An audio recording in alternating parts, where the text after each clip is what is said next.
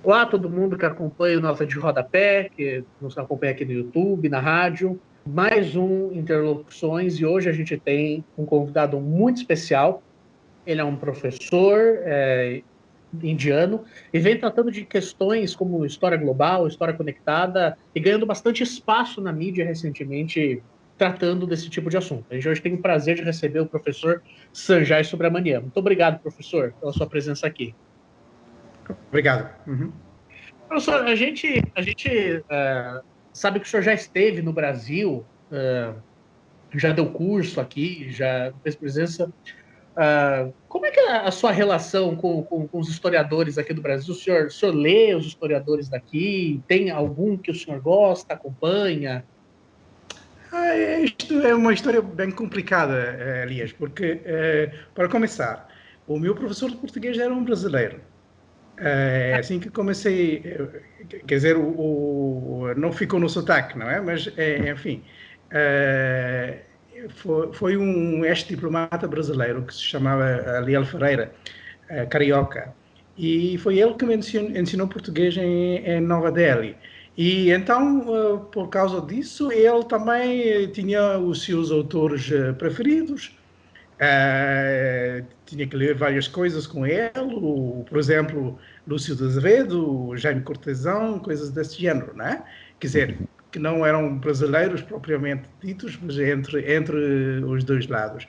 E também Sérgio Buarque de Holanda, e tudo isso. Então foi a minha introdução. Depois, suponho que em termos de relação direta, isto tem a ver com Paris, porque na altura que conheci também o Bruno Feitler, foi naquela altura quando estava a ensinar na École de Haute Social, e como a gente sabe, é uma instituição que tem ligações muito estreitas com vários grupos de historiadores no Brasil. Pessoas que foram lá fazer a tese, outro tipo de relação, né? E isto começou, suponho, já começou com o Brodel que tinha ensinado na USP, né? E então foi assim que comecei a manter contactos com vários historiadores. Isto também passou por um amigo e colega que era o Sérgio Kluzinski, que tinha as suas próprias redes no Brasil. E foi um pouco assim que comecei então e fui lá ensinar na Universidade Federal de Minas Gerais durante um mês, isto foi em 2001, se não me engano, e depois fui convidado outras vezes, sobretudo na USP e também na UFI. Aquele grupo se chama, como se chama? Companhia das Índias, uma coisa assim, né? Foi naquela altura quem foi o Weinfass e também a Georgina dos Santos, etc. Mas isto foi um certo momento, eu diria, de 6, 7 anos, entre 2001, 2006, 2007, e depois daquele momento nunca mais voltei, mas continuo a ler, porque tenho aqueles contatos e também fico em contato com outros, do meu lado, pessoas como Lauro de Melo e Souza, que agora está em Paris, e também os historiadores do Brasil e brasileiros aqui, por exemplo, entre os meus amigos próximos, posso dizer que o Stuart Schwartz é um deles, e então desta maneira também tenho uma certa entrada, digamos, na parte americana deste triângulo. Mas, na verdade, eu não diria que todos os dias estou a ler a produção brasileira, mas tento a minha maneira de seguir mais ou menos a produção. Legal, professor. Então, antes da gente ir para a primeira pergunta, propriamente dita, só apresentar para quem está nos assistindo que hoje estamos com a professora Raquel Gomes, o professor Bruno Feitler e a Verônica Calzoni para fazer essa entrevista. Professor, bom, já iniciando, entrando já na questão da história global, aqui no Brasil, principalmente, certos debates chegam um pouco atrasados, até mesmo depois que a internet ganhou bastante uma dimensão muito maior, nós historiadores acabamos não nos atualizando à mesma medida que se faz na Europa e nos Estados Unidos com certos conceitos. História global tem sido um pouco assim. Então, a minha pergunta ela vai muito mais no sentido didático para quem está nos assistindo, de entender se a história conectada ela é sempre uma história global, se essas duas coisas, uma implica na outra.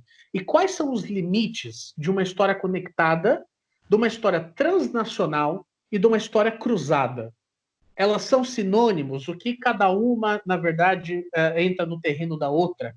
Para a gente começar a conversa tendo um parâmetro muito mais claro. O problema é assim, que são conceitos diferentes e também que têm um nível de clareza diferente, né? Porque o problema com a história global é que há várias ideias muito diferentes sobre isso. O que se chama história global também tem ali uma ligação com alguma coisa que se chama história mundial. E não é exatamente a mesma coisa. Por exemplo, em inglês, temos duas revistas. Uma revista que é mais antiga, que se chama Journal of World History, que produzida em Hawaii e foi dirigida durante muito tempo por um amigo que era o Jerry Bentley, que é uma pessoa conhecida neste campo. E depois há outra que foi criada, não sei, talvez já há 15 anos atrás, que se chama Journal of Global History, baseada em Londres. E fazem coisas semelhantes, mas não exatamente a mesma coisa. E depois também temos o problema que, por exemplo, nos Estados Unidos, as pessoas têm uma certa ideia do que é história global, e para eles a história global, muitas vezes, é mais uma coisa para o ensino de alunos da licenciatura, não é um campo de pesquisa verdadeiramente dita. E aí na Europa também há várias versões, e eu diria que a versão francesa não é bem a versão alemã, e então há uma certa confusão, no meu ver. Quer dizer, há pessoas que pensam que a história global deve ser verdadeiramente global, com a inclusão de todos os países, que é um absurdo. E há outros que pensam que a história global deve ser, não sei, talvez mais só uma coisa a grande escala. Então, por exemplo, há uns que funcionam como Jürgen Osterhammel para pura acumulação, que pensam que é suficiente acumular dados sobre cada caso utilizando a literatura secundária. E há outros que pensam que é necessário ir fazer um verdadeiro trabalho nos arquivos e etc. Quanto à história conectada, é mais o meu assunto, né? Então, eu posso dizer o que é e não é com mais confiança. Para mim, a história conectada pode-se fazer a várias escalas. Pode ser até dentro de um país, pode-se fazer entre, não sei, Brasil e Argentina, pode-se fazer entre a Índia e a Birmânia, por que não? Até entre as duas zonas da Índia, em que as historiografias não se falam muito, né? E então não é necessário fazer isso a uma escala muito, muito grande, mas é só que o primeiro exemplo que as pessoas utilizam é um artigo que eu publiquei em 97, que se chama Connected Histories, e aí tentei funcionar a uma grande escala, né? Aquele artigo sobre o milenarismo. Mas não é só porque havia um exemplo que funcionou aí a uma escala que ia do Tejo até o Gange, que é necessário fazer uma história conectada que seria sempre deste tamanho. Porque a ideia da história conectada é o quê? É pensar numa maneira flexível o que é a geografia da história. Essencialmente é isso. Por quê? Porque, finalmente, quando o historiador trabalha, tem uma certa concepção da geografia do seu trabalho, né?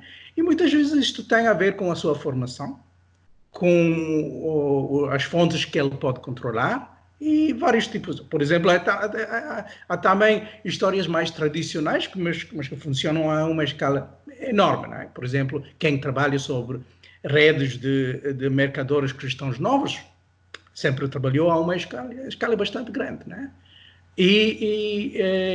Por isso, para mim é mais uma questão de quebrar um pouco o funcionamento normal do historiador. É por isso que eu acho que a ideia da conexão é importante.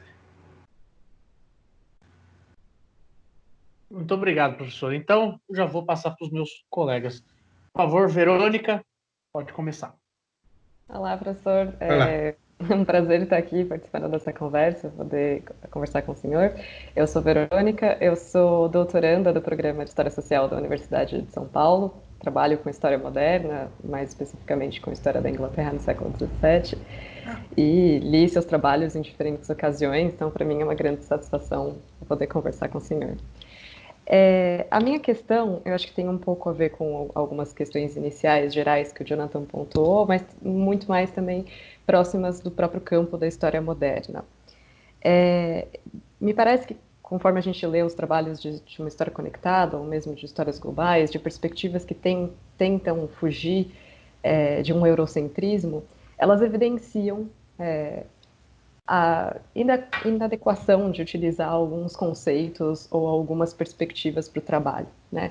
E no seu trabalho é bastante evidente a própria crítica ao termo modernidade, né? E a própria ideia de modernidade quando a gente trabalha com esse período. Percebo que o senhor diz em diversas ocasiões que é preciso trabalhar com uma flexibilidade maior de espaço e tempo, mas ao mesmo tempo esse termo história moderna ele continua aparecendo também nos seus trabalhos, acho que é uma questão também de diálogo, né, de como manter diálogo dentro da disciplina, mas eu gostaria de perguntar como é que a gente pode pensar, então, essa categoria de uma maneira talvez mais alargada, que tire essas amarras do eurocentrismo, ou se a história moderna ela deveria realmente ser uma categoria que serve para conceituar especificamente essa experiência europeia. Ora bem, a realidade é que nem todos que trabalham no campo de história global fazem isso de uma maneira não eurocentrista. É sempre possível, ou seja explicitamente, ou seja por costume, por hábito, continuar a ter uma perspectiva muito eurocentrista, né? Por exemplo, tenho um colega em França que publicou um livro que teve um grande sucesso, que se chama Histoire mondiale de la France. É um tal Patrick Boucheron, mas este livro, finalmente, é um livro que diz história mundial, história global, mas que é um livro centrado na França.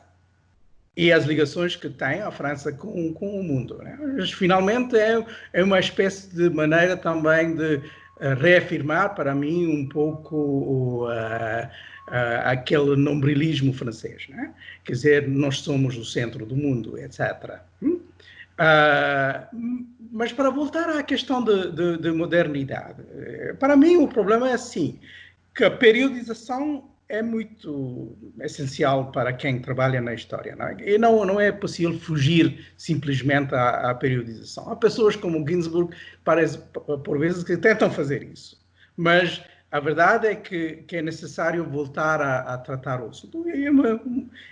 Por exemplo, há aquele pequeno livro que foi publicado por Jacques Le Goff no final da vida dele, sobre periodização e a maneira de fazer periodização. Aí era mais ou menos um ataque contra a ideia do Renascimento, da Renascença. Né?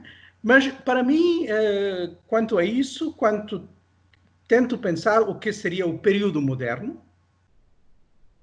como vocês sabem, normalmente no Ocidente as pessoas utilizam, ou seja, Colombo e também a expulsão dos judeus, que é o mesmo momento, 1492, para ser o início da época moderna, ou seja, há uma outra definição mais tradicional, que é a queda de Constantinopla, 1453. São coisas que têm a ver com processos bem específicos. O caso de Colombo é é evidente que é mais importante, mas o outro é simplesmente um fato político. Né? Mas para mim, e é um argumento que gostaria de defender, é talvez mais interessante começar com uma coisa mais abrangente, que seria, por exemplo, a época dos mongóis. Então, com as conquistas de Genghis Khan e os seus sucessores, que é, então, inícios do século XIII, o que vai, então, também criar o problema da peste negra, que vai também dar toda uma série de resultados, mas não só ao nível da Europa, porque os mongóis, como se sabe, também fizeram a conquista do Irão, também da China.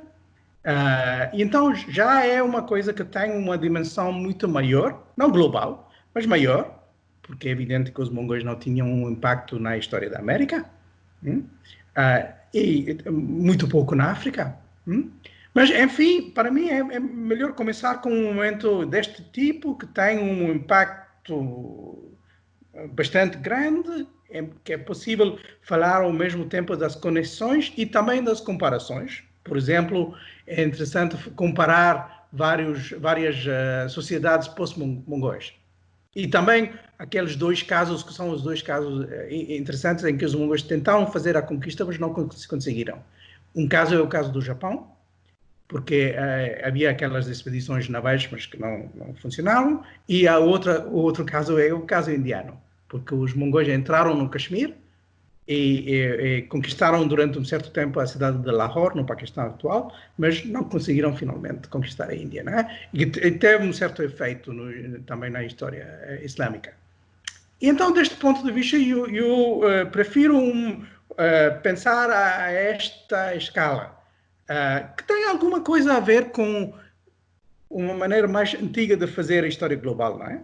Quer dizer, o William McNeill, que é uma das pessoas um pouco controversas, mas que tinha um certo papel nesta história. Teve aquele livro, não é, que se chama Plagues and People, em que fala precisamente dos mongóis como sendo uma intervenção importante. Então, não sei se tem a resposta exata, mas para mim, em primeiro lugar, é importante dizer que não é assim evidente que a história global vai ser sempre não eurocêntrica.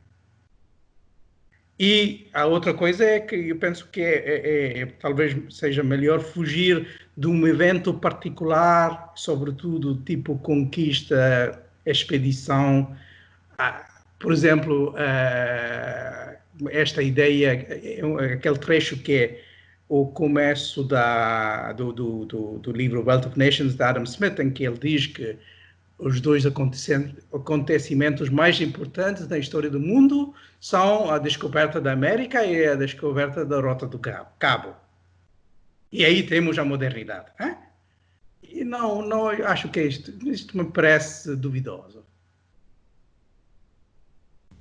Sim, com certeza. Mas uma questão que fica, independente então dessas histórias serem não centradas na Europa, esses termos, eles continuam tendo alguma validade? A gente deveria, talvez, repensar as formas de discutir essas épocas, como a época moderna, ou mesmo isso vale para outros contextos? Ou é possível ainda ressignificar essas questões a partir dos problemas particulares do historiador e aí acabar não tendo noções tão artificiais ou generalizantes? Sim, é verdade que há pessoas, por exemplo, eu sei que há uma série de pessoas que são, digamos, medievalistas e que não gostam deste termo história medieval, porque eles pensam que história medieval é quase uma espécie de desprezo. Isto talvez tenha a ver com Tarantino e Pulp Fiction, em que ele diz, vou fazer uma coisa medieval, não é? Quer dizer, uma coisa bruta. E aí eles têm a ideia que talvez a oposição medieval moderna é sempre uma oposição entre, digamos, o que se chamava outra vez as épocas negras, não é? Etc. Sim, então finalmente podemos mudar as palavras. Se as pessoas preferem outra coisa que não seria medieval ou antigo, etc.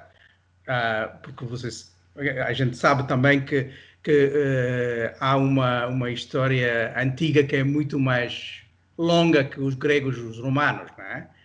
E então, o que fazer com aquela história que é muito mais antiga, que vários milhares, etc. Sim, mas para mim, utilizar outras palavras é uma coisa, mas isto não permite finalmente de fugir o problema da periodização. Vocês podem tomar, por exemplo, a história do mundo de Cambridge.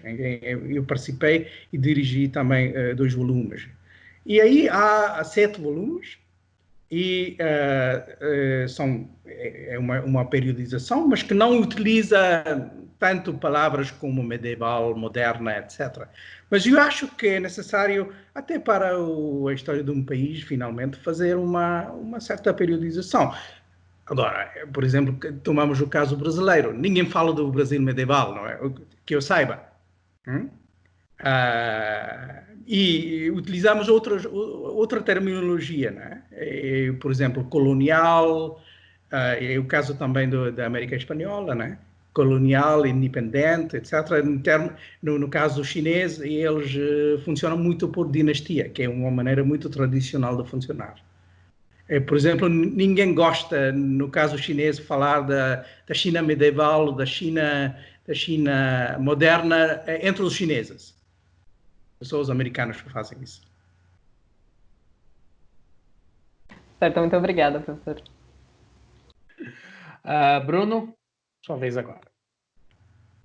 Olá, como vai? Tudo bem, obrigado. Tempo.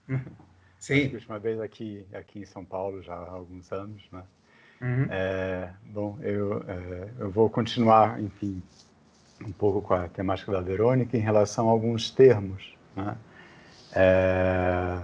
Que estão voltando um pouco à tona atualmente no trabalho dos historiadores. Enfim, os seus trabalhos giram em torno, sobretudo, das questões de conexões e dos contatos, né?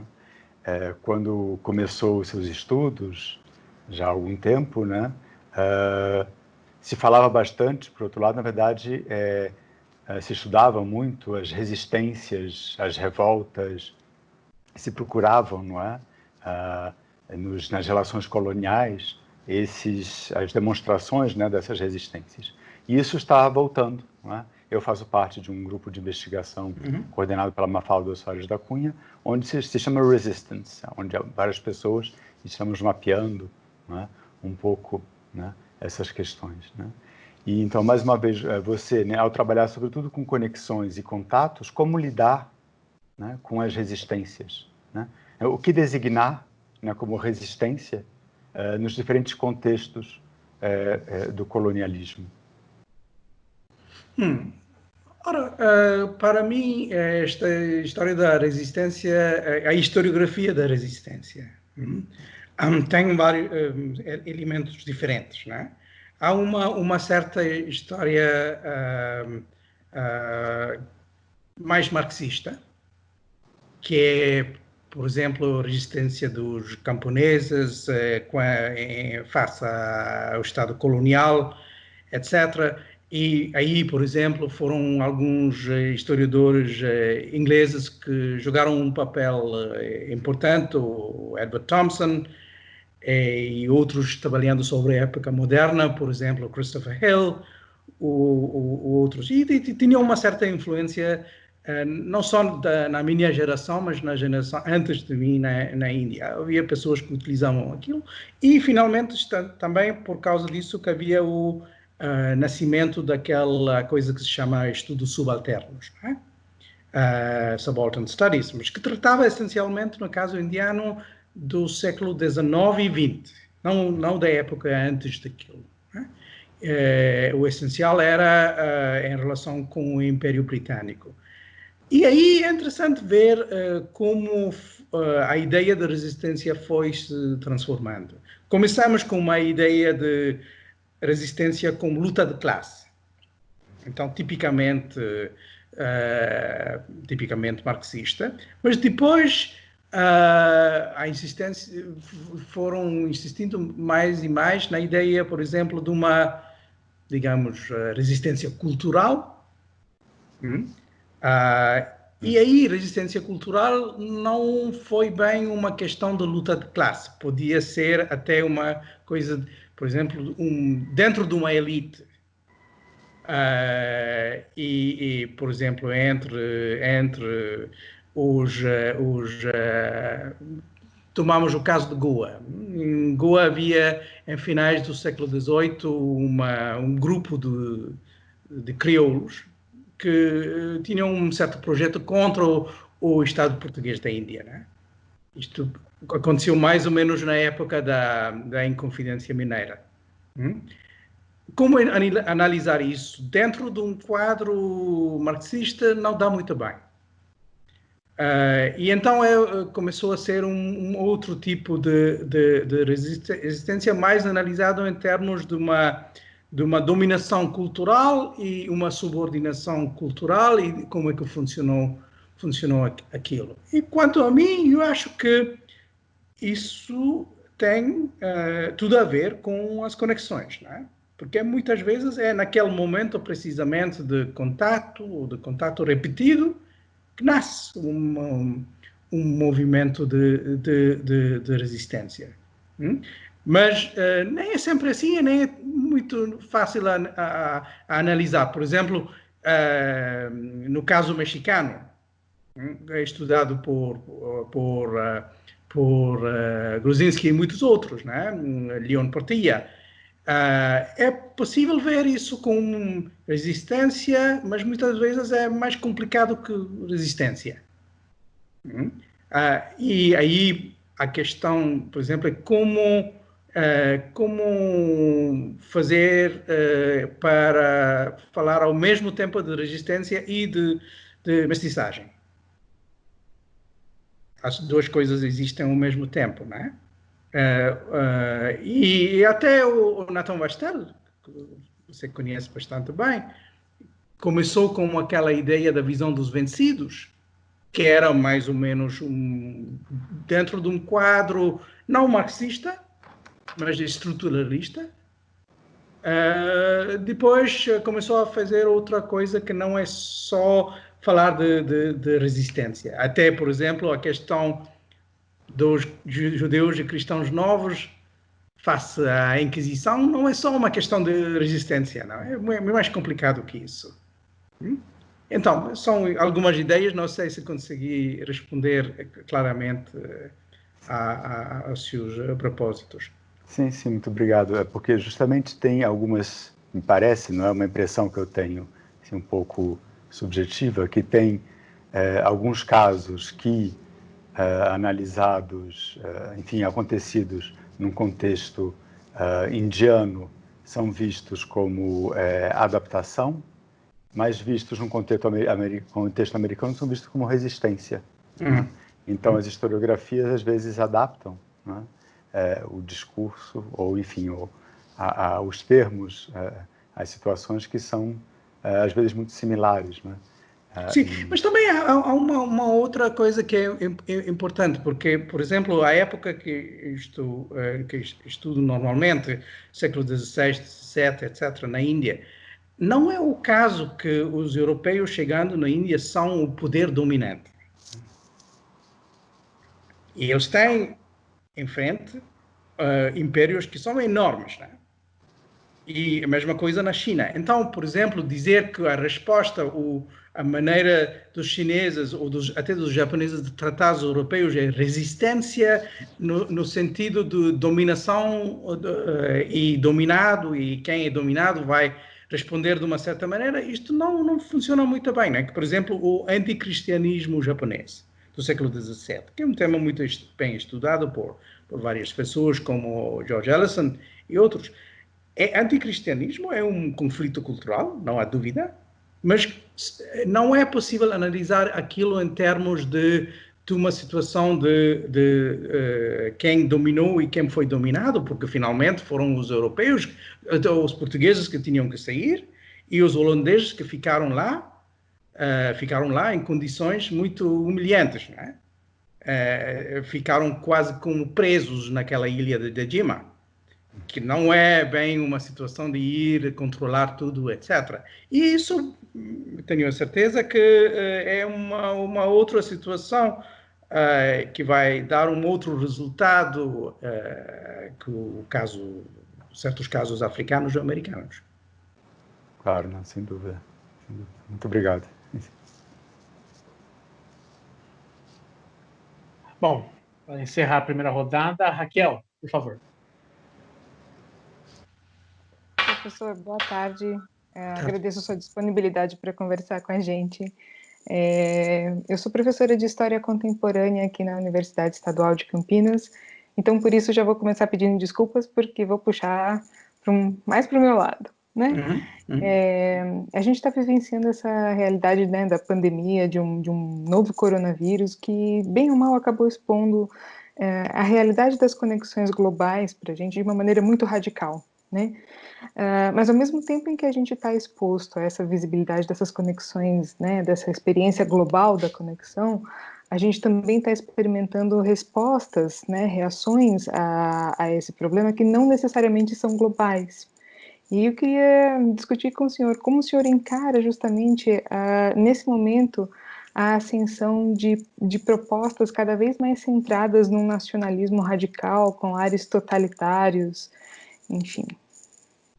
Sim, mas para mim não vejo isso como um processo que começou com o coronavírus, né? Havia tendências antes e havia tendências em certos casos que vão até, por exemplo, no caso europeu, o movimento contra a comunidade europeia começou, digamos, já há 15 anos, quase há 20 anos, em certos casos, não é? Havia já, por exemplo, no caso francês, que conheço, há um movimento político contra a comunidade europeia, contra a globalização, que já ficou bastante poderoso há muito tempo atrás, não é? E também o caso da Europa Central, por exemplo, o caso húngaro é bem complicado, porque já aí em 89, 90 havia grupos de extrema-direita já presentes, muito nacionalistas, que fugiram, mas agora voltaram.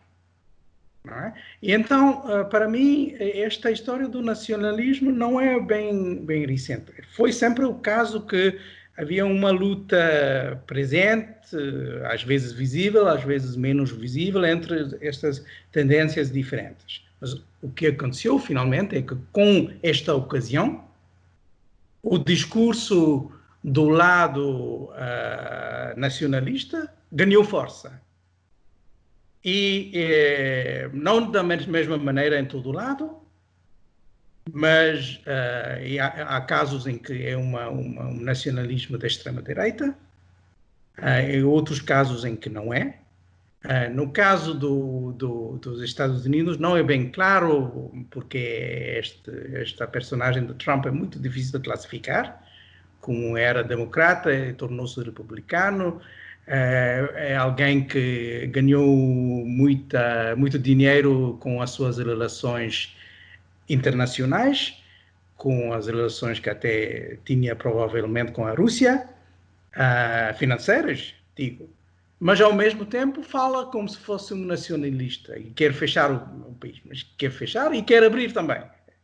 Fechar para os outros e abrir para ele próprio, não é? E então, deste ponto de vista, eu acho que não é uma espécie de viragem muito extrema, mas é mais uma tendência que deu mais força a alguns processos que preexistiam. É que Eu vejo uma certa celebração desse mundo conectado que surge na década de 90 com a vitória do capitalismo, né? Então, as barreiras foram derrubadas, as pessoas estão conectadas, as circulações são mais possíveis, enfim.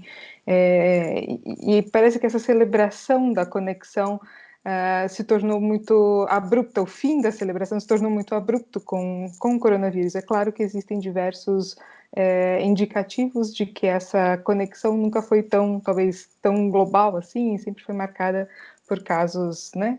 Não, mas esta história da celebração, por exemplo, há um artigo que foi publicado há 3, 4 anos por um historiador americano, Jeremy Edelman, em que ele escreveu e disse que esta história de globalização e também ele ligou de uma maneira pouco clara globalização e história global, como se fosse a mesma coisa, que não é.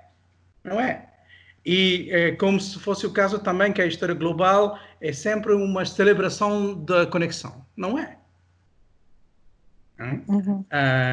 E ele disse, mas isto foi muito bom para a época de Clinton e já acabou tudo aquilo e não precisamos mais de história global. E porque estamos não numa fase, digamos, pós-global. E eu acho, francamente, e já disse isso diretamente também a Edelman, que isto é uma confusão entre várias coisas muito diferentes. Entre história global e globalização. E depois, entre uma análise fria da globalização e a celebração da globalização. A celebração da globalização, por exemplo, é alguém como Francis Fukuyama. Naquele livro em que ele diz que é o triunfo do mercado e agora nós somos todos capitalistas e ainda melhor assim, né? Mas isto foi uma posição muito ideológica e pouco histórica. E não foi a posição da maior parte das pessoas, né? E aí, para mim, não foi abrupto a contra-globalização como discurso. É uma coisa que existiu. Haja muito tempo. É só que ganhou força, sem dúvida. Mas de uma maneira também muito desigual, né? Por exemplo, eu acho que quem está contra a globalização nos Estados Unidos e que vai dizer que tudo isso foi inventado pelos chineses para nos destruir, é um certo tipo de discurso que não tem muita coisa a ver, por exemplo, com a atitude dos nacionalistas na Índia, que é diferente. Acho que essa pergunta era quase um pedido de socorro para a situação no Brasil atualmente. Mas a gente tem enfrentado globalmente também a ascensão de algumas questões atreladas à xenofobia, né, que marca muito essas relações. Sim. Enfim, então acho que, de fato, os processos de globalização, contra a globalização, nos acompanham há muito tempo, mas alguns resquícios desses conflitos violentos ainda guardam fagulhas que são, né, acesas novamente nesses momentos de maior tensão. Pois, mas ao mesmo tempo, como você sabe melhor que eu, a transformação política com a chegada ao poder de Bolsonaro foi anterior a isso, né? Não foi, ele não conseguiu controlar o poder por causa do coronavírus. E a mesma coisa com o Orbán. Já tinha o poder nas suas mãos antes. E cada um também faz coisas diferentes, não é? O caso do Orbán é também o mais fascinante e também o mais perigoso, porque ele está verdadeiramente, no caso húngaro, a produzir um Estado bem fascista. Mas não é assim em todo lado, em todos os países. Eu tento seguir as notícias do Brasil, mas aí tenho a impressão que não é como se fosse o caso que um processo de centralização de poder está a funcionar muito bem. Não sei, é a minha impressão. Ainda existem algumas disputas, mas eu agradeço, professor. Mas também uma questão também, como você sabe, é uma questão também de escala, não é? Controlar da mesma maneira um país como o Brasil ou a Índia ou até os Estados Unidos, quer dizer, não tem nada a ver com controlar um país que tem 15 milhões, 20 milhões de pessoas. As pessoas, por exemplo, sabe que na Índia, depois daquele momento do coronavírus, eles disseram que os migrantes tinham que voltar para casa, mais ou menos. E havia aquele movimento enorme. E não sei se você sabe qual era o tamanho do movimento. Havia talvez 50 milhões de pessoas. 50 milhões de pessoas que fugiram das cidades. Isto é alguma coisa. E é um efeito, mas não foi um efeito, eu diria que para mim, não foi um efeito desejado. Foi um efeito descontrolado. Muito obrigada, professor. Bom, professor, se o senhor está acompanhando as notícias do Brasil, eu recomendo, assim, o senhor esteja muito bem de saúde, viu? Porque não é fácil acompanhar o pandemônio que está acontecendo aqui, viu? Bom, professor, eu quero retomar, na verdade, algo que você respondeu na pergunta da Verônica, que você comentou do trabalho do Patrick Baucheron. E, obviamente, eu não quero que você fale mal dele, mas eu vou aqui trazer uma citação do senhor numa entrevista que você deu em 2012 para a revista La Vie des Idées, e que você diz o seguinte: se sublinhamos que é preciso sair da história nacional, as pessoas dizem que isso já foi feito e citam sempre o Mediterrâneo de Brodel. Mas, passando de uma geração a outra dos análises da historiografia francesa, a primeira versão do Mediterrâneo é de 1949, a segunda de 1966. Assistimos, na verdade, uma espécie de recuo. Quando propus essa ideia de história conectada, foi, portanto, em primeiro lugar, contra aquela de história nacional. Ela se opunha, em segundo lugar, à ideia de um comparatismo em que os objetos comparados seriam os Estados-nação. Num artigo recente, chamei esse paradigma de o problema da convergência-divergência. Ele observa os pesquisadores, tanto em história econômica quanto em história cultural, que se perguntam, por exemplo, se a música chinesa do século XVIII se assemelhava mais à música francesa que àquela do século XVI. É uma questão absurda, mas é o paradigma que tende a se impor sob a influência dos historiadores da economia.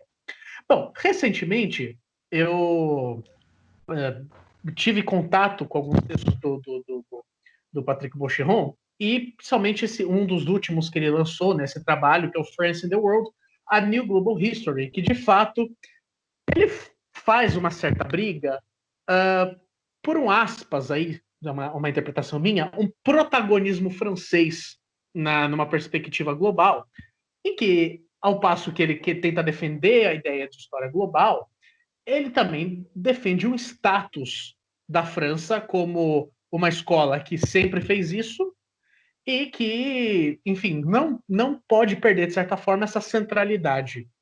Você comentou sobre isso na resposta da Verônica, eu queria que você aprofundasse os comentários nessa perspectiva, de pensar se, claro, nem toda história global ela não é eurocêntrica. E o que o Baucheron faz não é necessariamente deixar de fazer uma história global. Mas até que ponto lutar ou se reivindicar protagonismos nessa perspectiva global não entra em conflito com essa ideia, uma ideia mais geral de que seria analisar a história por um prisma, enfim, mais global? Pois, isto é um verdadeiro problema, né? E eu diria isso de dois pontos de vista. O problema é também que o historiador francês é sempre muito ligado com o Estado. Normalmente é funcionário e normalmente está muito ligado com as redes de poder do Estado. Até para vender este livro, é interessante ver que o Bouchon passou pelo consulado de Nova York. Havia um lançamento do livro em Nova York, organizado pelo consulado, né? Então, e tudo isso quer dizer que finalmente há uma espécie de ligação, até uma espécie de, diria, não sei, cumplicidade entre a política do Estado e o funcionamento destes historiadores, que para mim não é o meu ponto de vista. Não gosto de fazer uma história que tenha a ver com o que é conveniente ou não conveniente para quem controla o Estado, né? E, aliás, eu acho que é muito pelo contrário, que eu acho que um dos trabalhos dos historiadores é precisamente dizer, como se diz em inglês, truth to power, falar verdade ao poder, né? E isso não, para mim, é um outro tipo de funcionamento, que não tem nada a ver com aquilo. E, em segundo lugar, eu acho pessoalmente que é necessário, como exercício, pelo menos, para cada um de nós, dizer-se um dia, eu vou deixar de fazer o que é a minha própria história, né? Quer dizer, sou indiano, mas um dia, vou dizer, chega já à Índia, pelo menos durante um certo tempo. Eu vou fazer outra coisa que não tem nada a ver com a Índia. E tentei fazer aquilo, antes até de fazer a História Conectada. Por exemplo, eu escrevi um livro em 93 sobre o Império Português, e em que a Índia tem uma parte, mas não é uma parte tão importante, né?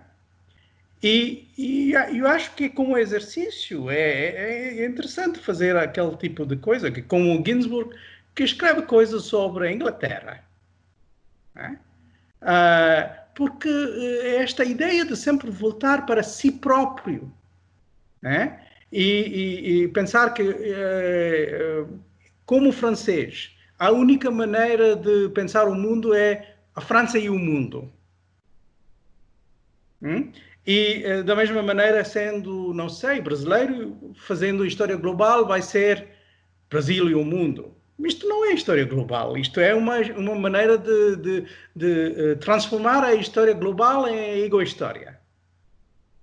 Não é? É como havia uma piada sobre o Winston Churchill. Ele escreveu uma história do mundo e havia alguém que disse nas críticas que é a autobiografia dele disfarçada na história do mundo.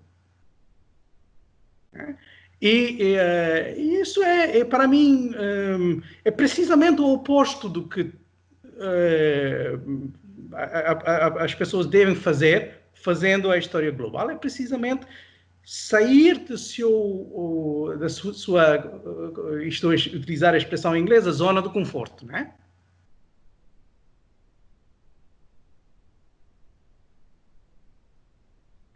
Entendo, professor. Eu vou emendar com uma pergunta que, apesar do senhor ser da área de história econômica e história cultural e trabalhar muito com esses termos, é uma pergunta que talvez seja mais cara a mim, que trabalho numa perspectiva de história social. Sim. E aí é uma pergunta bem ampla mesmo. Nessa perspectiva de história global que o senhor está estabelecendo, quais são as perspectivas para uma nova história social, pensando a partir desse prisma? E eu só quero justificar essa pergunta porque, principalmente no Brasil, a gente ainda tem um certo prisma de se pensar a história social, ainda com, por exemplo, os ingleses do século do século 70, da década de 70. Já tem bastante tempo isso, né? A gente ainda tem o Thompson como uma grande referência, mas a verdade é que isso nós estamos falando de quase 50 anos atrás.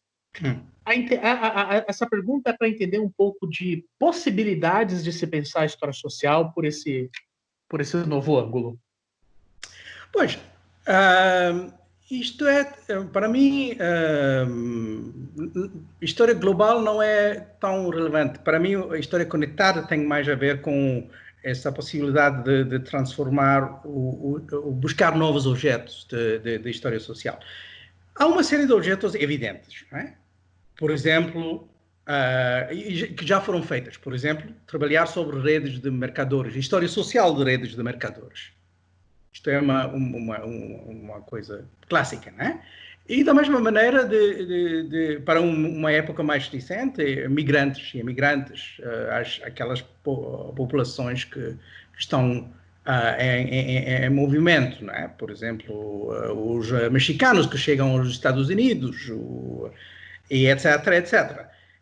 E são grupos sociais, mas grupos sociais que não existem dentro de um só Estado, e muitas vezes, para trabalhar sobre eles, é preciso fazer um trabalho múltiplo em vários sítios. Como se dizia sobre a antropologia, que havia aquela multi-site anthropology, não é? É uma espécie de multi-site history, em que a pessoa vai buscar vários arquivos diferentes, em sítios diferentes, não é? E são dois exemplos evidentes. Mas eu penso que até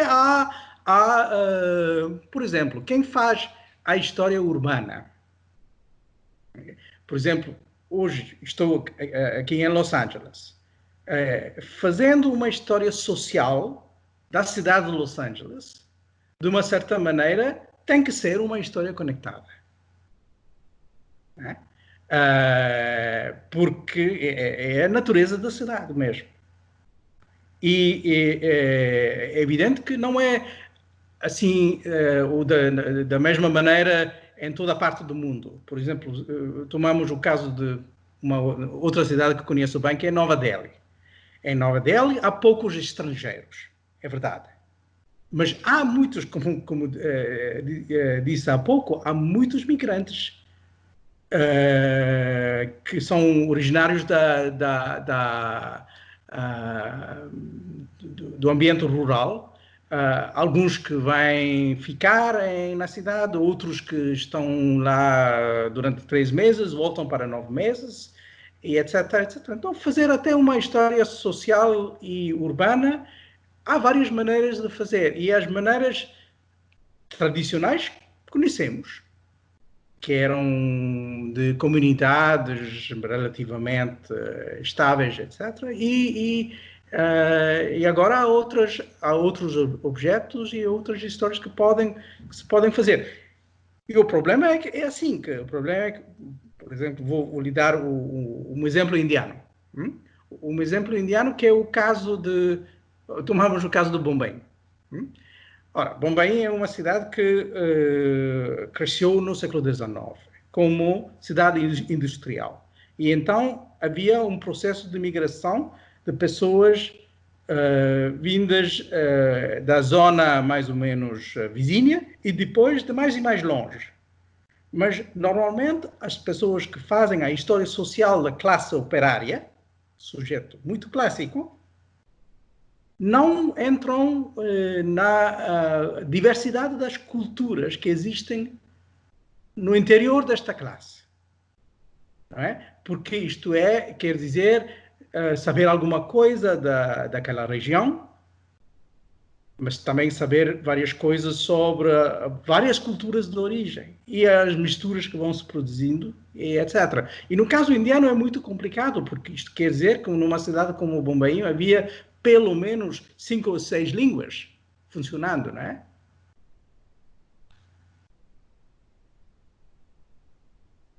Muito obrigado, professor. Verônica, por favor. Bom, eu gostaria de fazer uma pergunta que eu acho que tem mais a ver também com o próprio acesso à documentação, para fazer um trabalho que seja conectado, ou que não seja numa perspectiva nacionalista. No livro Entangled Empires, o Jorge Canizares Esguerra, ele acabou tocando no assunto do quanto que a própria organização dos arquivos e bibliotecas privilegia uma história nacional, mesmo pelo próprio contexto de formação dessas instituições e de coleta de documentação, o que às vezes invisibiliza outras narrativas e coloca esse problema, né, para que a gente também enfrente.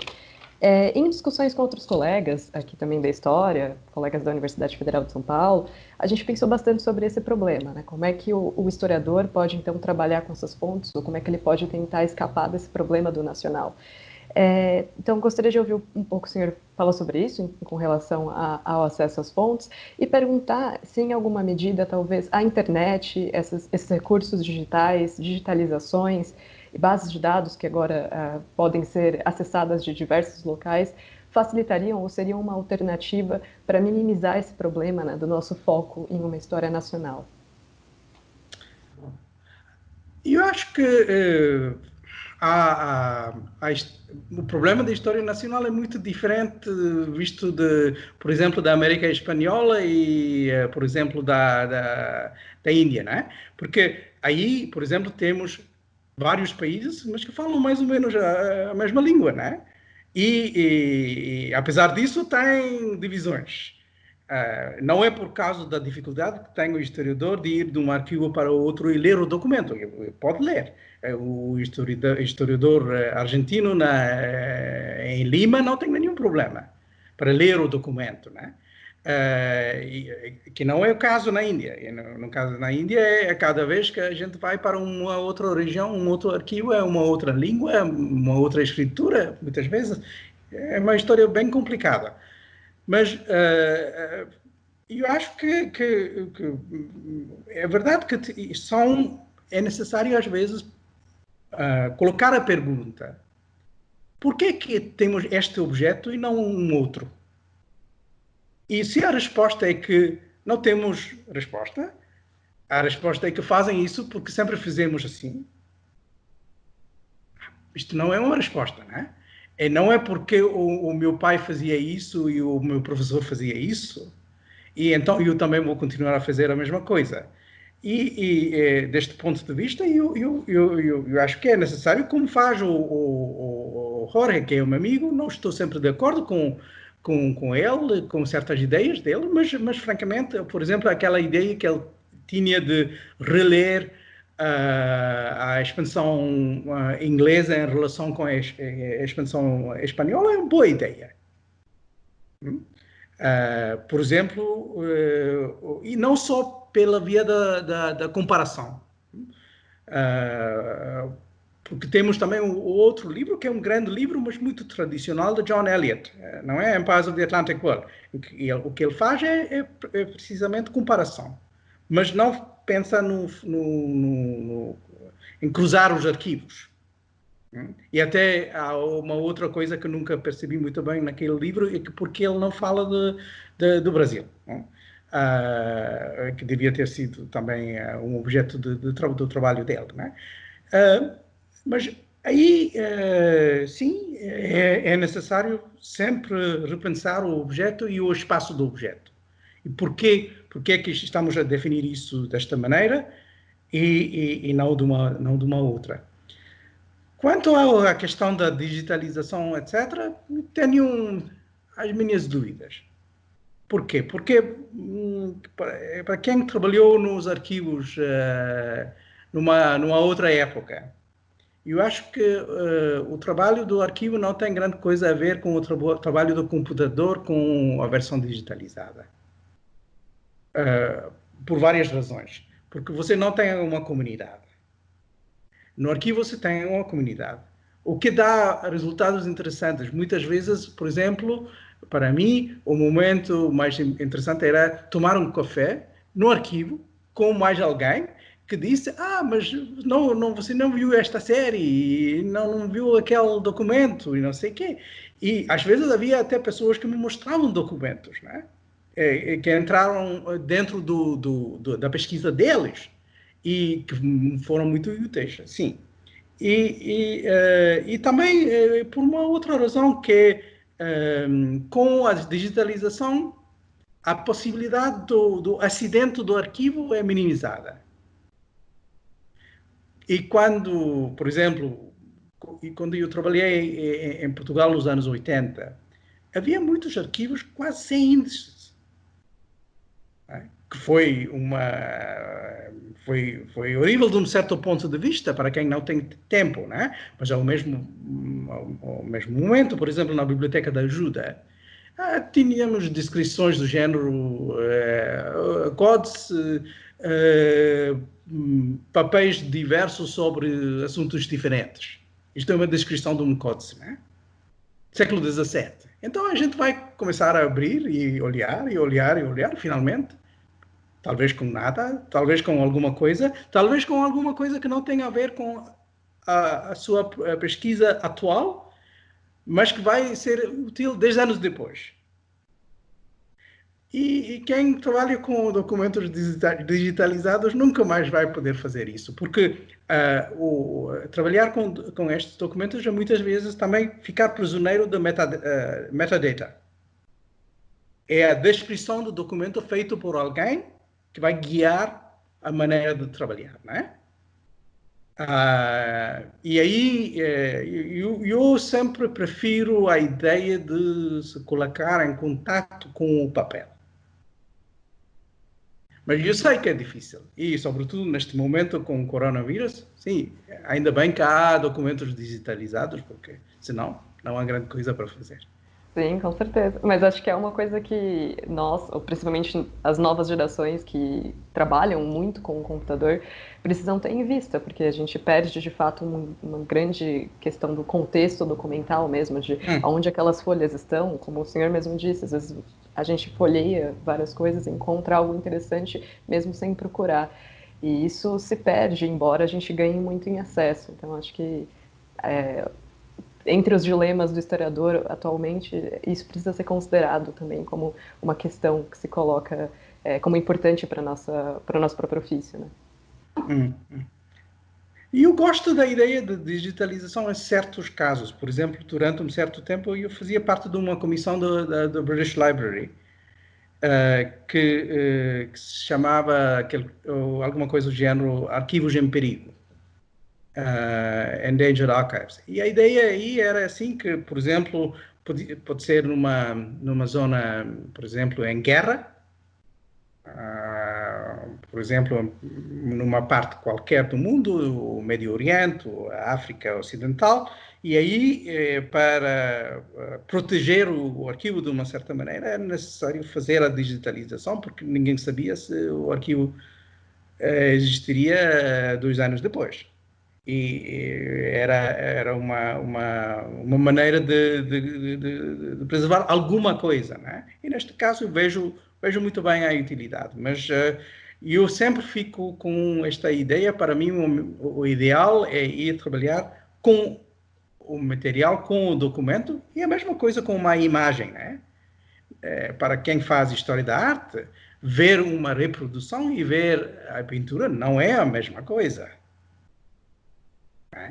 Não tem nada a ver, aliás. Com certeza. Obrigada, professora. Bruno, por favor. Eu vou também continuar com uma questão relacionada às fontes, né, aos documentos. Os seus trabalhos e seus escritos e os cursos que você tem dado no Collège de France vão praticamente sempre giram em torno da história econômica, da história cultural, ou, enfim, livros também de contexto mais amplo de história política, né? Mas no ano passado, o curso ministrado no Collège de France, foi sobre relatos autobiográficos e ego-documentos na época moderna, né?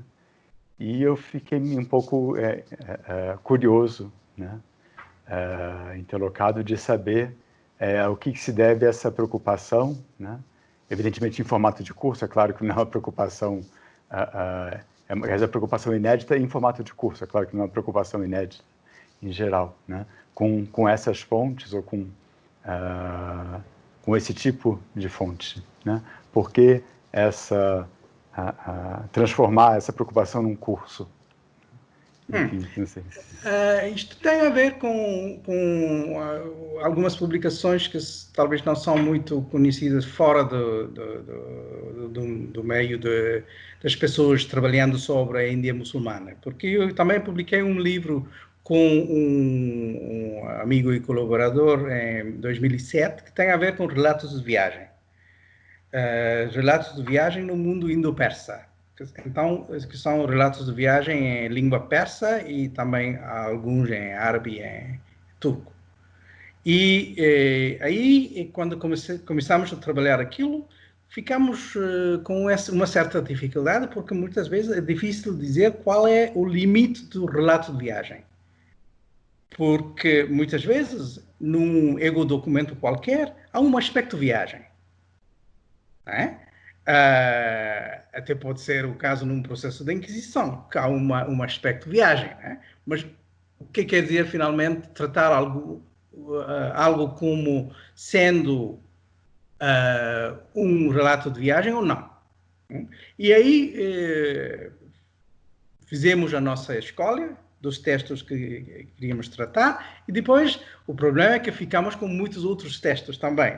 E agora temos um projeto de publicar um segundo livro que vai ser mais geralmente sobre esses relatos autobiográficos ou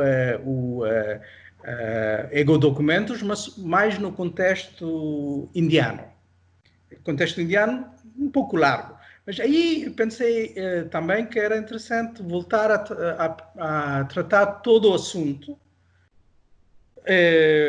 como finalmente fiz no curso, começando com as obras clássicas do tipo Burckhardt, Marcel Mauss, etc. E também olhando um pouco para os documentos que existem, ou seja, na Europa, por exemplo, aquele texto que foi tratado por Natalie Davis, que é daquela senhora da Glickelbass Juda, de Hamburgo, e também fico com Metz, não é? Depois. Mas também fiquei olhando um pouco a produção sobre a China, Japão, etc. Mas isto é mais para me dar um contexto mais grande. É também porque, para mim, é um assunto que fica um pouco no cruzamento de uma história cultural e uma história social. Porque o interesse deste tipo de pesquisa também não tem... Não ficar sempre com o mesmo tipo de personagem. Se fossem todos mercadores, não é tão interessante. Né? Se fossem todos homens, não é tão interessante tampouco. E então a gente vai buscar uma certa diversidade social, que é também uma questão, muitas vezes, de diversidade de idioma, ou de níveis de expressão na língua, etc. E isto é também para dizer que a história social também não é uma coisa que faço no essencial, mas me interessa muito. E justamente relacionado com isso, me parece, né? E porque em vários textos, em Three Ways to be Alien, e mais recentemente também no Europe's India, você faz algumas análises que partem ou que chegam em trajetórias individuais, que vão servir como base para suas análises, né? E você acabou de mencionar, falou do Marcel Mauss, mas também no curso dos relatos autobiográficos você cita e usa como base, quase que essencial ali, o Simmel, o Georg Simmel. Né? E no Three Ways to be Alien, sim, no Three Ways to be Alien, também lá no final também parte, quer dizer, chega ali a Simmel, né?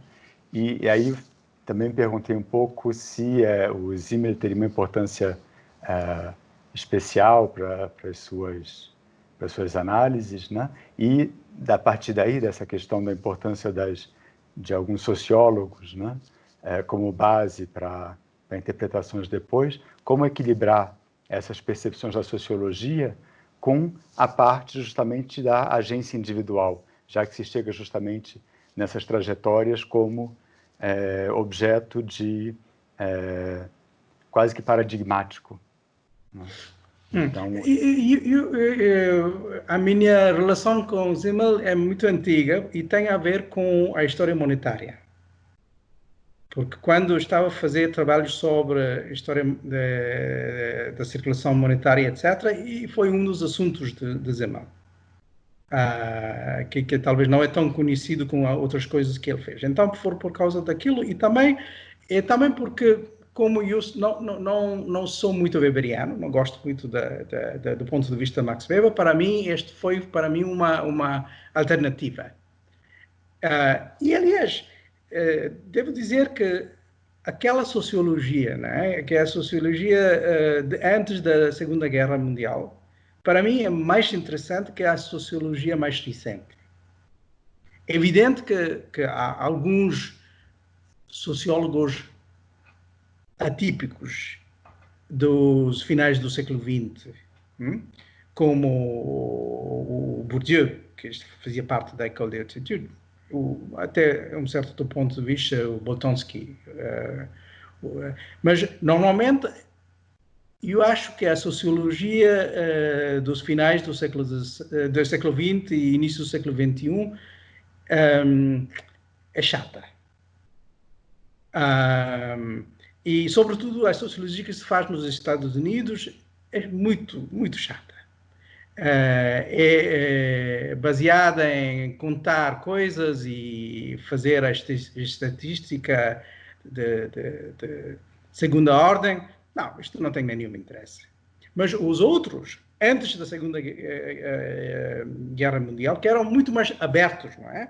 Porque a sociologia como disciplina não foi uma disciplina tão fechada, por exemplo, tinha uma relação muito mais interessante com a história, com a antropologia. E então prefiro ler aquela sociologia em relação não, diria que, por exemplo, quanto à questão da agência, o Giddens, tem alguma coisa interessante. Mas, muitas vezes, a maneira de abordar estas questões dos sociólogos não é do meu gosto. Mas finalmente, sim, para mim, aquele momento que era... Também quando a sociologia e a economia não foram muito bem separadas como disciplinas, não é? Há alguém que se chama Richard Swedberg, que escreveu algumas coisas interessantes sobre isso, quer dizer... Porque, como vocês sabem, a economia neoclássica é muito difícil a ler para quem não é economista, né? Chegou a ser quase como uma linguagem de culto. E por causa disso, as pessoas não se ligam, não leem as revistas de história econômica, porque parece tão um assunto técnico. As pessoas deixam isso como sendo de um outro universo. Mas não era sempre assim, né? Obrigado, obrigado. Raquel, por favor. Opa. Desculpa, só para encerrar, para completar aqui colocar o Simmel como alternativa a Weber, acho que vai dar boas ideias a muita gente. Não é o mesmo tipo de ambição, não é? E a vantagem que tinha Weber era precisamente aquela visão global. E foi isso também, e como há pessoas, amigos alemães, que me explicaram também que o problema era assim, que como depois da Segunda Guerra Mundial, os alemães na Alemanha Ocidental quase não tinham direito a citar Marx. Então, a única maneira de se aproximar um pouco ao pensamento marxista era de passar por Weber. Então, ele foi uma espécie de intermédio entre uma coisa defesa, que era o marxismo, e um pensamento geral. Foi o Tácito do maquiavelismo. Isso. Foi Segunda Guerra. Pois. Tá, obrigado. Desculpa, Raquel. Que isso. Bom, retomando aqui uma coisa que o Jonathan disse no começo da fala dele, né? No Brasil, algumas coisas sempre chegam um pouco atrasadas, né? É o caso das próprias teorias pós-coloniais, que começaram a marcar um pouco mais as pesquisas e os diálogos aqui da segunda metade da década de 90 em diante, né? E essa consolidação acabou encontrando também os estudos chamados decoloniais, né, que dialogam um pouco com essa experiência da América Latina, né? E essa convergência desses termos pós-colonial, decolonial, enfim, tem deixado muitos pesquisadores, muitos alunos e alunas confusos, né? São a mesma coisa, lidando com espacialidades distintas, né?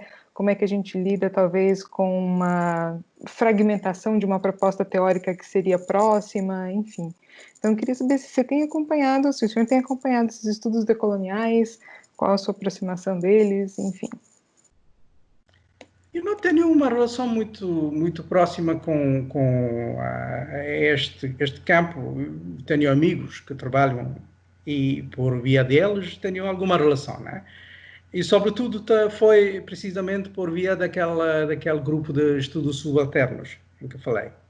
Que faziam parte do movimento pós-colonial de uma certa maneira. Que, aliás, começaram com marxistas mais ou menos clássicos, tipo maoístas até, alguns, e depois, progressivamente, por via de Edward Said e o livro sobre o orientalismo, e também depois foi uma relação com o deconstrucionismo e o trabalho de uma senhora que se chama Gayatri Spivak, que foi tradutora de Derrida em inglês, e eles entraram um pouco naquilo. E, francamente, eu tenho a impressão que não deu um resultado muito interessante para um historiador. Porque para um historiador o que fica de tudo isso é uma espécie de relativismo, uma espécie também de como se fosse um jogo de palavras, e finalmente,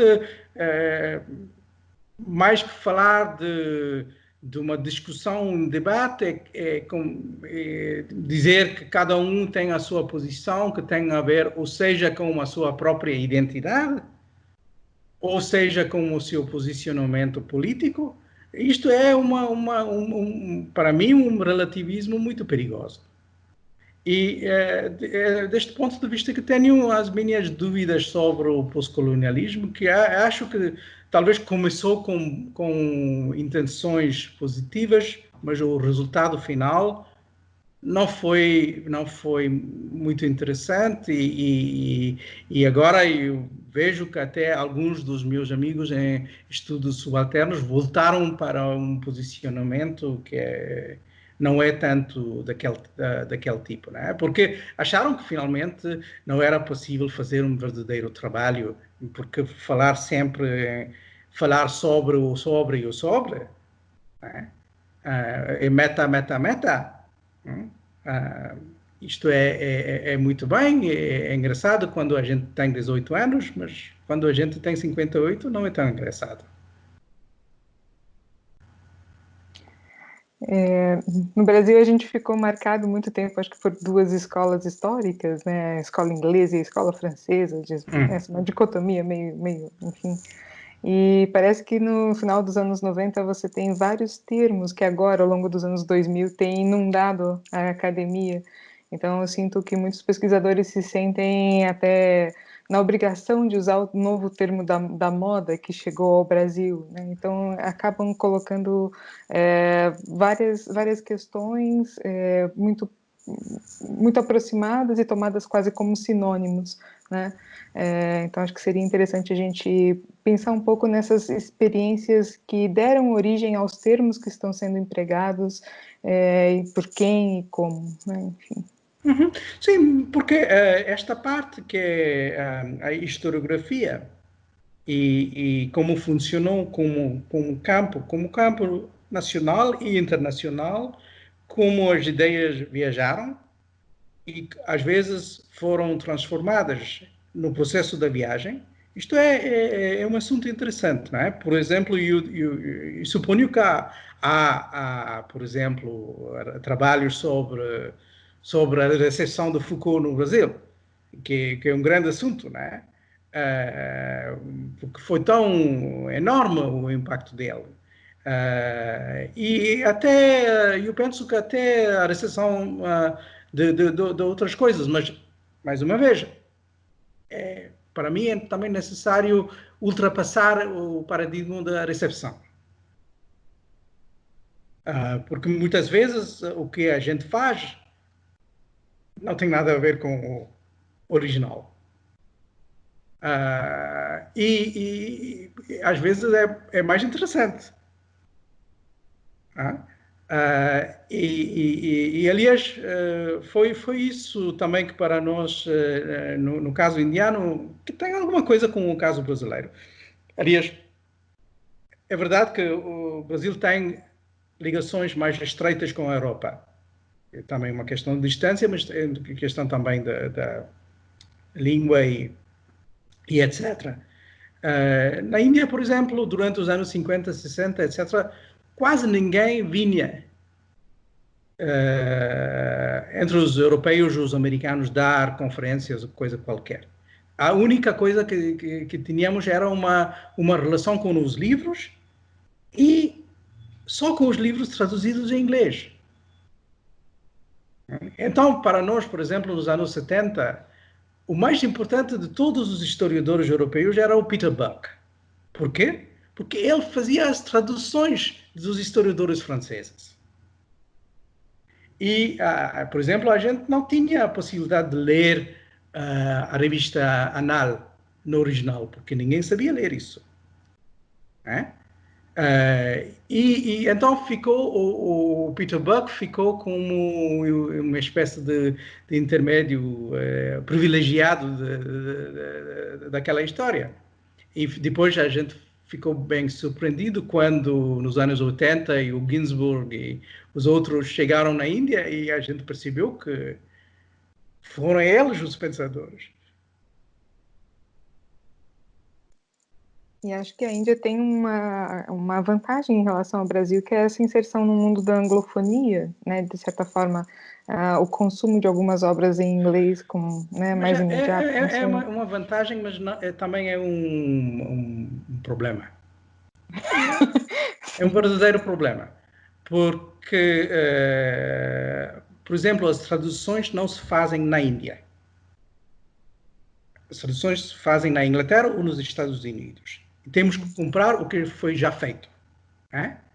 E então, o que quer dizer que já o mercado é controlado num outro sítio. Como, por exemplo, no caso do Brasil, a Companhia das Letras, ou no caso mexicano, o Fundo de Cultura Econômica, eles fazem as suas próprias traduções, né? E um livro que tem uma certa importância, há uma possibilidade, pelo menos, nem sempre é o caso, que fosse traduzido para o espanhol e para o português. E aí é uma outra relação. Vocês não, pelo menos no passado, até não aceitavam as versões portuguesas feitas em Portugal, não é? E havia sempre uma versão brasileira que era diferente. E eu acho que isto é uma relação menos passiva. E, francamente, na Índia, eu acho que é uma relação muito passiva. Muito obrigada, professor.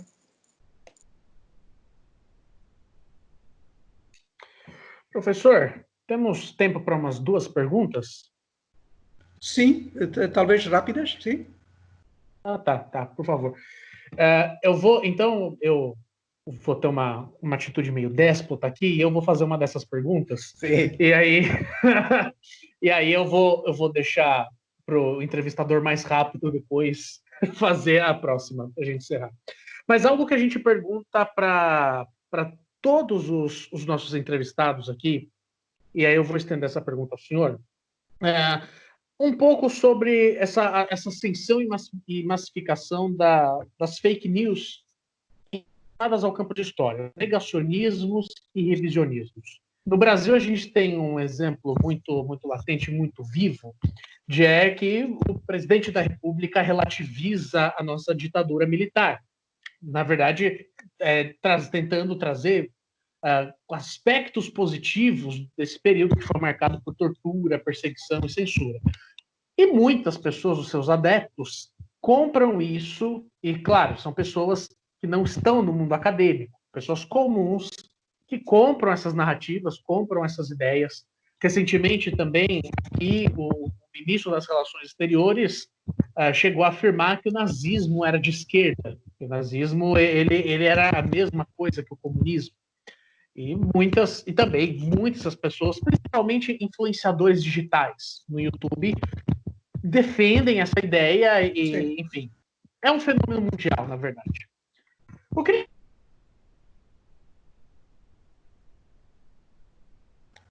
Não estou a ouvir. Acho que aconteceu algum problema técnico. Acho sim, que ele deve estar a conectar de novo, não sei. Vocês entendem ou não? Pronto. Ok, voltou. Eu tive um problema de conexão, mas estou de volta. Então, professor, eu quero dizer o seguinte, esses negacionismos e ascensão desses tipos de narrativa, eles vêm de uma certa dificuldade da academia se comunicar com as pessoas fora dela, os resultados de pesquisa, aquilo que os pesquisadores no campo da história produzem, não está chegando nas pessoas fora dos muros da universidade, ou quais são os outros fenômenos que fazem que muitas pessoas prefiram comprar essas narrativas do que, de fato, se basear no que os cientistas dizem? Não, mas, isto não é só um problema da academia, né? Por exemplo, o jornalista respeitável tem o mesmo problema. Há muitas pessoas nos Estados Unidos que preferem um boato qualquer ao que foi escrito pelo jornalista do New York Times. Então, deste ponto de vista, a gente vê que não é só um problema do historiador ou do médico. Porque há pessoas que creem que os médicos querem fazer vacinar as pessoas por razões, não é? As suas próprias razões, etc, etc. Isto também é o caso que faz pensar a canudos, não é? E aquele tipo de reação. Mas, enfim, eu acho que é o caso que há um aspecto que é uma luta cultural.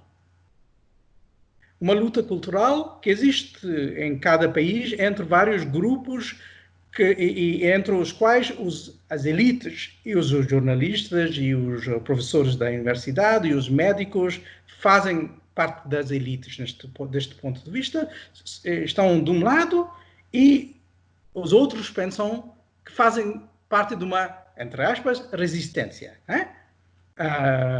E aí o que também é curioso é que esta divisão entre elites e não elites finalmente não é verdade. O Bolsonaro certamente não faz parte de não elites. O Trump certamente é uma pessoa, não sabemos quanto dinheiro tem, mas é verdade que faz parte da elite. Mas, então, é uma espécie de linguagem de resistência e etc., que está a ser manipulada neste momento. Mas o que é interessante é que quem pensou que com a divulgação, com a circulação de informação, que a situação ia se melhorar, não teve razão. porque estamos numa situação onde há tanto barulho, como se chama, não é? O noise, no sistema, que a pessoa pode ir buscar na internet ou outros sítios uma coisa sobre tudo, né? Até para contar que o Ayrton Senna ainda está vivo e talvez está jogando com o Elvis, e coisas deste género. E talvez até alguém vai produzir um dia uma fotografia dos dois. Então, para mim, o problema é que a luta deste tipo vai continuar, não vai acabar. Nem em minha vida, nem na vida dos filhos, nem dos netos. Né? Isto é um dado. É só que o campo de luta vai se transformar.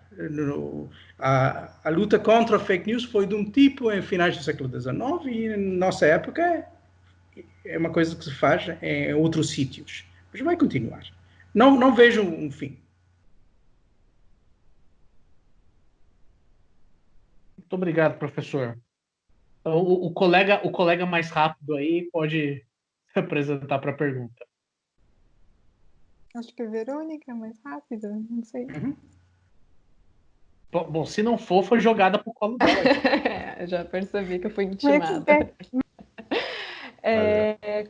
Bom, eu acho que muitas questões poderiam ser feitas, mas considerando esse último questionamento do Jonathan, acho que fica uma questão que eu não sei, parece urgente de se fazer nesse momento, que é a partir dessas perspectivas, né, conectadas, ou enfim, globais, transnacionais, como é que quais são as contribuições que ela pode ter em termos mesmo de políticos num mundo como esse que a gente está vendo essas fake news circulando em escala global, que a gente também percebe essas ascensões de regimes autoritários, ou novamente aparecendo. Como é que a disciplina histórica também pode contribuir para pensar essas questões, ou mesmo ter um papel ativo politicamente ou publicamente? Duas coisas. Em primeiro lugar, penso que o historiador tem que ter a modestia de dizer, finalmente, que ele não pode controlar o que os outros vão fazer com os seus trabalhos. Não pode controlar. Eu posso publicar um artigo, um livro, e depois alguém vai utilizar aquilo, cortar uma frase aqui, uma outra aí, e contar coisas, ou seja, sobre mim ou sobre o assunto. Isto acontece o tempo todo, não é? Por exemplo, na Índia, há uma das questões atuais é sobre relações entre hindus e muçulmanos, e há pessoas que vão buscar nos meus livros coisas sobre o assunto e fazer distorção, contar coisas dizendo, mas o professor tal e tal disse que aconteceu tal e tal coisa e nunca disse isso, né? Isto é uma coisa. De um outro ponto de vista, eu acho que, francamente, o problema que tenho agora, e sobretudo dos Estados Unidos, é que tenho muitos alunos que pensam que o trabalho do historiador é só exprimir opiniões. E opiniões baseadas em quê? Na sua própria identidade ou opiniões baseadas no seu posicionamento político.